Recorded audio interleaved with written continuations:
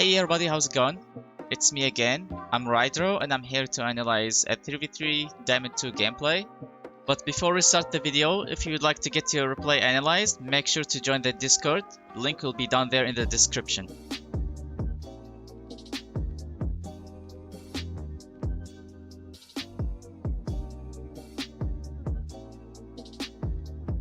That's a little bit of a bad 50. I mean, you just grabbed the full boost, right? So you could have actually went for it a lot earlier because this guy just finished his kickoff, so he's more likely not to have lots of boost to work with. So from this moment, you could have already went for it and, you know, at least just hit the ball toward the, maybe at least to this area, for example. But yeah, I mean, he didn't really concede from that, but it's a little bit risky to allow them to go for 50s like that, especially since he managed to win it, but it just hit the post. So that could have gone a little bit worse than that. It's good that you're trusting your teammate here.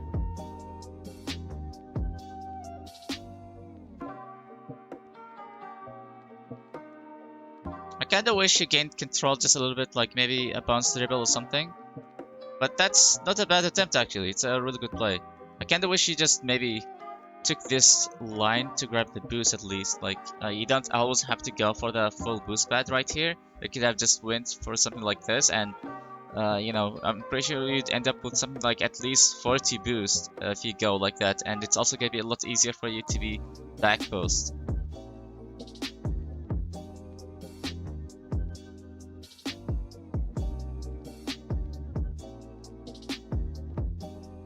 A little bit rushed.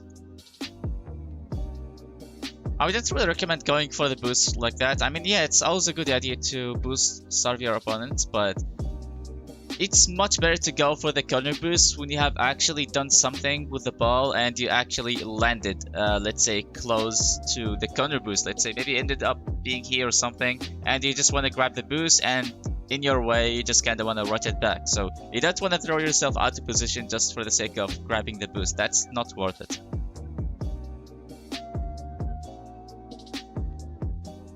So basically, so far you have been going for a lot of big boost pads, even though they haven't really been showing up yet. So I would recommend grabbing some small boost pads and maybe try to work on your boost management just a little bit. I think it would have been better if you actually kept your flip and used it for the 50 here.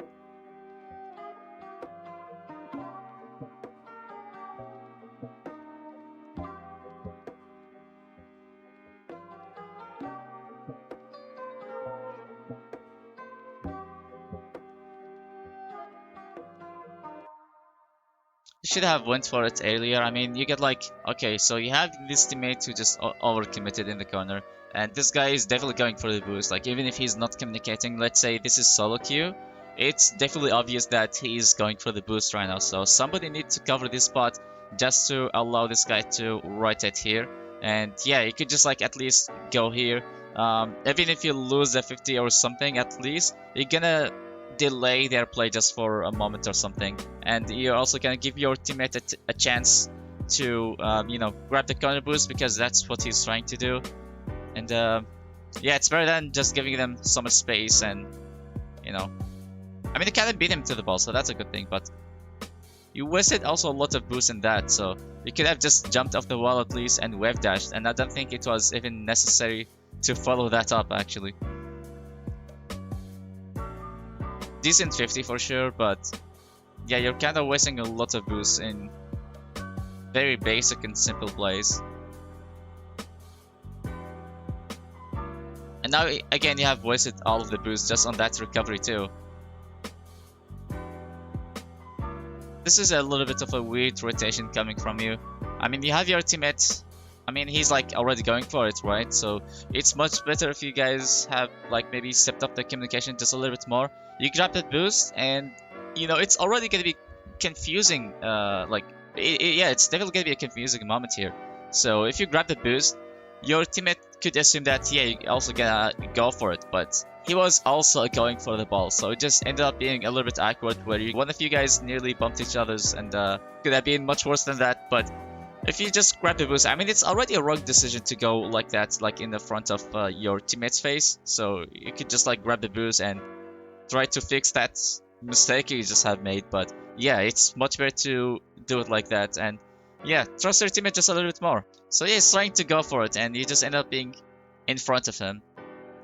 So one of you guys at least should have said, I have it, and that would have been at least solving the confusion. I think both of you guys could have actually went for the ball, but it just ended up being way too confusing. You should have faked their challenge here. I get to what you're trying to do, which is, yeah, force them to make a play early, right? So you could have just like went like this on the ground, and you kind of took a 180-degree turn here just to maintain your position while doing that. You don't really have to fully commit to that. But yeah, I mean, you kind of force them to make a play early, but that costs you your positioning again. Should be careful about that. Like, yeah, sometimes you have a teammate in the back, but sometimes it could be they're not ready yet.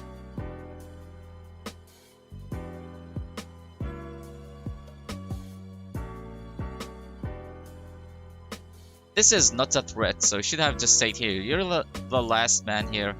You're the last man here, so you shouldn't really have forced or rushed anything. I mean, this is like the most you could ever do. Yeah, the most you could ever do here, which is like jump and pinch the ball, and it would just go like that. So if you should have like said at least back post, it would have been much better for you, because the ball is just gonna be automatically landing like in front of your face. So I'm just gonna show you here. So yeah, I mean, if you're here in this spot, for example, like if it gets pinched like that, it will go like this, and it's gonna be very simple for you. You just like basically jump and hit the ball or something, and yeah, as soon as like the ball's just gonna go toward you, it's definitely gonna allow your teammates to rotate back and be also back post. So after you go for that clear or something, they're gonna be there to cover your spot.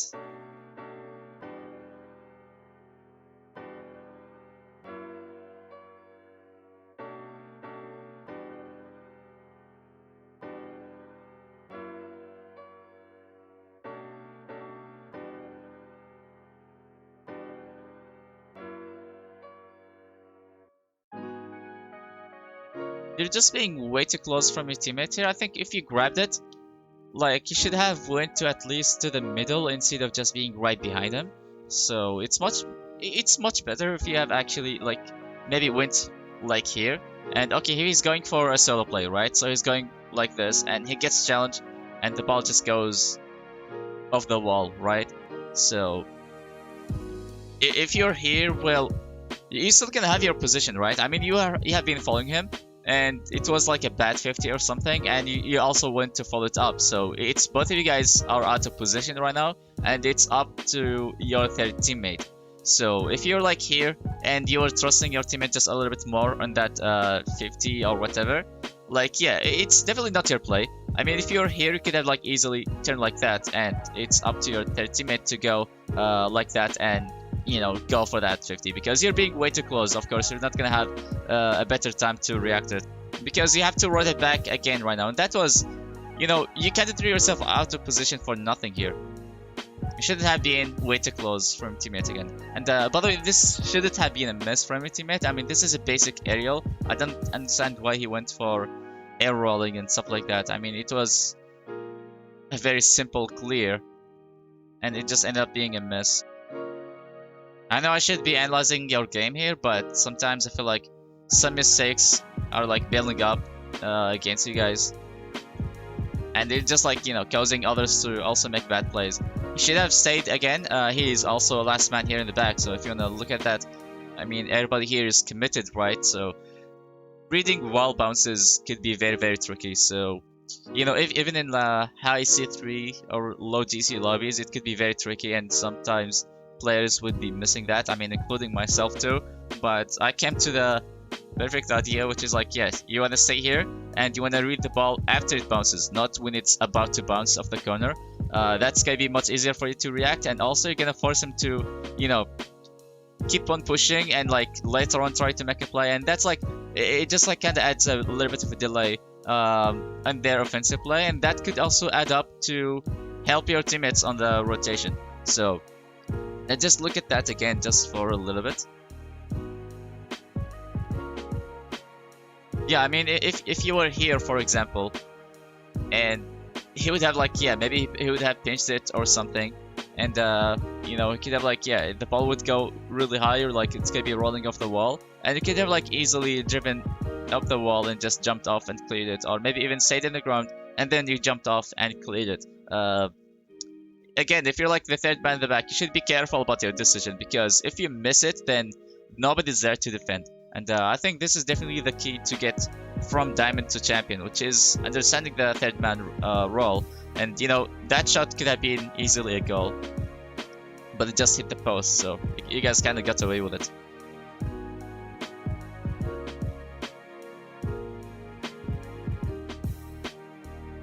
I don't understand why you disable the ball cam every time you're just about to hit the ball.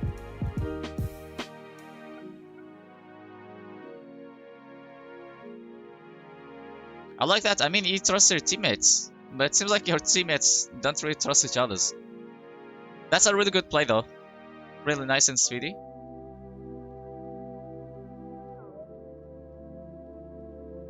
Yeah, you have disabled the ball cam. I'm not sure why, but I think that just makes it a lot harder than it should be.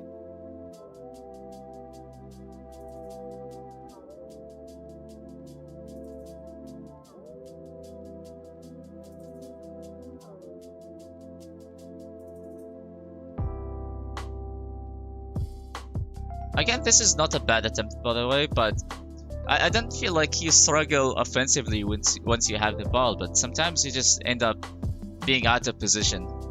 So, I mean, yeah, you get the aggression and everything, but sometimes you just need to be a little bit careful, and this is really confusing. I mean, considering that this is a solo queue, like, there is no communication, right? Like, it should be common sense that you just have went for your play, right? And you should have just like went all the way back. You should have just let the ball for your teammate. I always assume that, yeah, your teammate could be there to follow it up. So, or even a simple I have it would have been much better, because let's take a look at the moment where you guys actually committed to it. Okay, both of you guys are actually committed to it. The thing is, he was never on your screen, right? And you are also never on his screen. So both of you guys were like confused here. But if you said I have it, it would have been easier for you. So yeah, in general, you just wanna go and rotate, because you just finished making a play. You wanna go here, and you wanna let your teammate to go for it. Like, yeah, even if you guys like miss an opportunity to score or something, at least like if you guys maintaining the positioning, it's gonna be fine.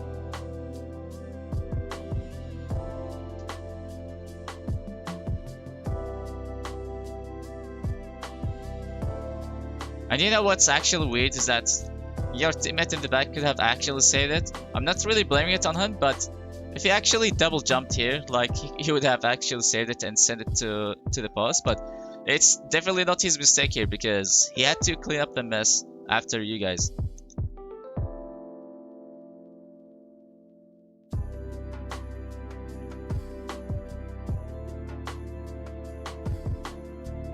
Just rotate faster. I mean, it was pointless for you to keep pushing. You just went for the kickoff, you won it, that's nice. Just grab the boost and go back.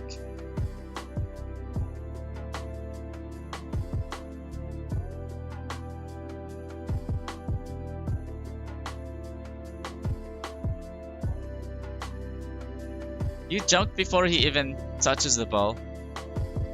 That's why you made it a lot harder for you. Yeah, you want to be aggressive, I get it, but, you know, sometimes, like, yeah, they miss, sometimes they don't, but you kinda jump before he even uses his flip or something, so it was a little bit rushed here. There's nothing wrong with pushing here, maybe, but just try to read your opponent a little bit better before actually committing to every ball you see.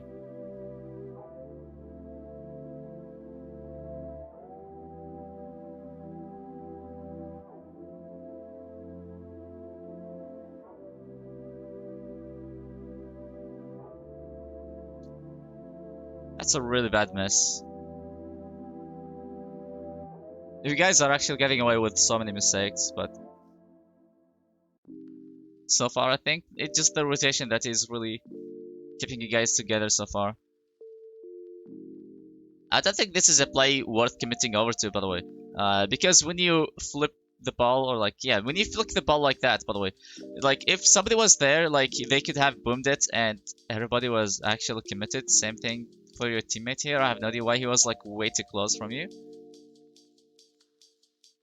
Yeah, I mean, this is already confusing. So communication would have made it better, but again, like you guys need to trust each other a bit more. So if somebody's having the ball, even if they can't really do something completely useful with it, they should at least be in the right position just in case something goes wrong.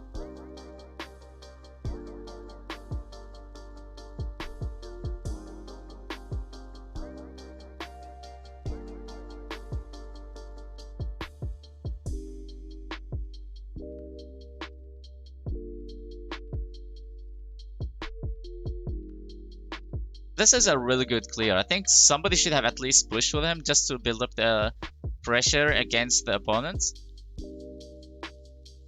And I don't understand why he just flipped to that side, but from that moment, like, yeah, I think you should have like at least went to the wall at least, you know, like maybe you should have went like that and wait for them to clear it so you could meet up the ball here, and you could just also send it from the wall and just want to send it to the net or something like that. Like somebody at least should cover this spot just to be present and, you know, add the pressure because nobody's here. So you guys kind of gave them a lot of position.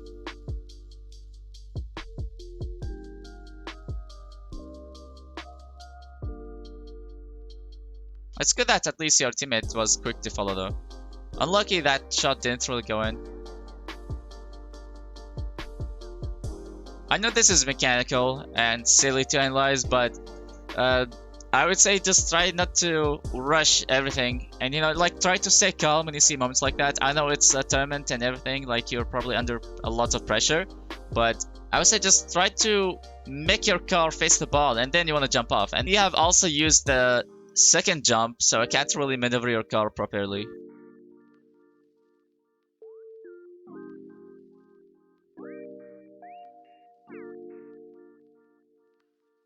Good patience from you though.